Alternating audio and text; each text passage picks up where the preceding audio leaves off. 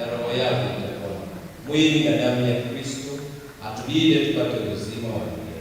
Kanitha-ini wa Katoliki wa St Mary mwena wa Changamwe kaunti-ini ya Mombatha kurari na igongona ria mwanya ria mitha ya kuhoera arwaru oro undu umwe na andu aria makoragwo na mawathe, na thutha ucio etikia maranyitanira kurianira na andu aya hindi ya mambura ma thigũkũ ya Christmas. Lengo kubwa la leo ni kwamba tuweze kushiriki pamoja katika sala.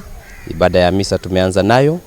Pili, tuweze kushirikiana katika chakula cha mchana ili na wao wajisikie kwamba wako na mtu ambaye wanaweza tembea na yeye, wanaweza zungumza na yeye katika mapungufu yale na kutokuwa na uwezo ule. Fatiri munene wa misheni ino niwe Father Anthony Muigai akiuria a Kenya kuririkana andu aria arwaru hindi ino ya mambura ma thigũkũ na makiria muno kumonia wendo. Ningeomba kila mmoja ajisikie kwamba siku hii ya leo nitafanya jambo gani Kristo azaliwe kwa jirani yangu. Nitafanya jambo gani Kristo azaliwe kwa huyo mama, huyo baba ambaye anaishi na mtoto ambaye ana mapungufu. Nitafanya jambo gani ili Kristo azaliwe kwa yule ambaye hana uwezo siku ya leo. Kwa hivyo kauli yangu siku ya leo ni kwamba tufungue milango, tuwakaribishe wale ambao hawawezi, sababu Kristo anadumu katika hao pia. Amwe aria marahoeirwo ona gutugo ni matariirie gikeno kiao makiuga maraigua matumberetio muno ihinda riri ria mambura ma thigũkũ. Vile tunapigania mambo ya inclusion in this church, we have a lot of that. Ndio maana tumehusishwa kwa misa ya leo na misa zingine zile zinafanyika hapa. Personally, I feel very comfortable and very much included.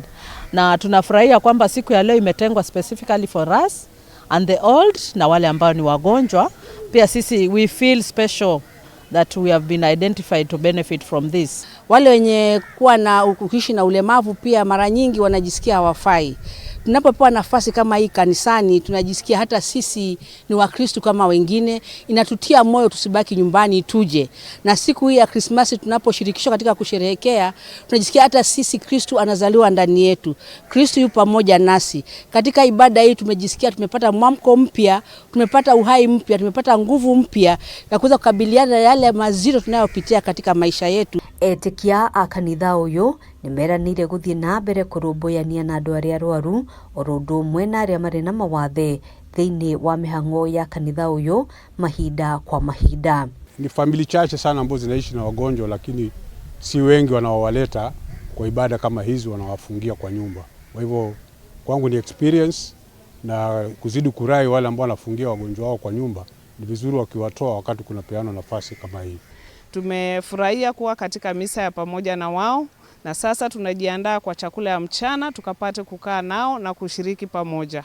Handũ-inĩ ha Kameme TV, njĩtagwo Ngina wa Wadiro.